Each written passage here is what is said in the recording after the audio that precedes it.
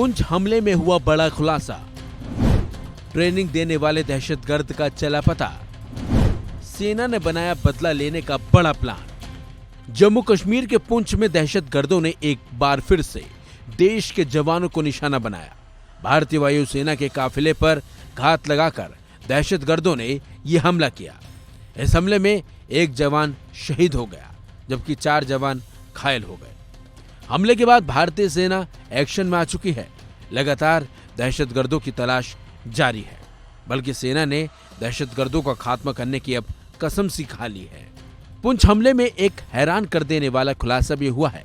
खुफिया सूत्रों के मुताबिक जम्मू कश्मीर के पुंछ जिले में भारतीय वायुसेना के काफिले पर हमला साजिद जट की तरफ से प्रशिक्षित लश्कर तायबा के 4 दहशतगर्दों का काम था।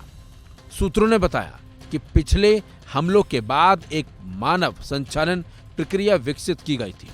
वैसे ही बलों ने जोरदार जवाबी कार्रवाई की और दहशतगर्द भाग गए। वहीं जैसे ही सुरक्षा बलों ने जोरदार जवाबी कार्रवाई की तो दहशतगर्द भाग गए।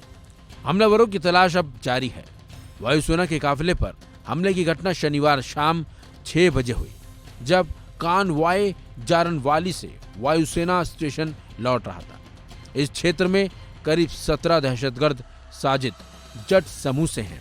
अनंतनाग राजौरी लोकसभा क्षेत्र में मतदान से 3 हफ्ते पहले दहशतगर्दों ने भारतीय वायुसेना के काफिले पर घात लगाकर हमला किया है, जिसमें एक सैनिक कॉर्पोरल विक्की पहाड़े शहीद हो गए और 4 अन्य जवान घायल हो गए। पुंछ में 25 मई को छठे चरण में मतदान होना है। अधिकारियों ने बताया पुंछ के सुरनकोट इलाके में सनाई टॉप की ओर जा रहे भारतीय वायुसेना के वाहनों पर दहशतगर्दों ने गोलीबारी की, जिसमें 5 सुरक्षाकर्मी घायल हो गए थे। इनमें से 2 की हालत गंभीर है।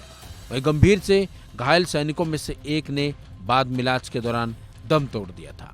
सेना अधिकारियों को दहशतगर्दों के उसी समूह की संलिप्तता का संदेह है, जिन्होंने पिछले साल 21 दिसंबर को बुफ लियाज में सैनिकों पर घात लगाकर हमला किया था, जिसमें 4 सैनिकों की जान चली गई थी और 3 घायल हो गए थे। भारतीय वायुसेना के काफिले में शामिल ट्रकों में से एक को हमले का सबसे ज्यादा खामियाजा भुगतना पड़ा, जिसमें कई गोलियां उसकी विंड स्क्रीन और साइड में लगी। अधिकारियों ने संदेह जताया है कि हमले को अंजाम देने के बाद दहशतगर्द पास के जंगलों में भाग गए। बता दें कि राजौरी के साथ साथ पुंछ जिले में पिछले 2 सालों में कुछ बड़े आतंकी हमले हुए हैं, जो इस क्षेत्र में दहशतगर्दों की गतिविधियों की वापसी का संकेत भी है। ये इलाका दहशतगर्दों से वैसे तो मुक्त हो गया था। साल 2021 से 2023 के बीच में ये इलाका शांत भी रहा था। बता दें, इससे पहले 22 अप्रैल को राजौरी के कुंडा टॉप में दहशतगर्दों द्वारा एक सैन्य कर्मी के भाई और सरकारी कर्मचारी मोहम्मद राजाक और 28 अप्रैल को उधमपुर के बसंतगढ़ इलाके में ग्राम रक्षा गार्ड मोहम्मद शरीफ की जान ले ली गई थी। उसके बाद अब एयरफोर्स के काफिले पर हमला किया, जिससे अब सेना बर्दाश्त करने के मूड में तो बिल्कुल भी नहीं है और अब दहशतगर्दों से इसका बदला लेने का प्लान सेना ने तैयार भी कर लिया है।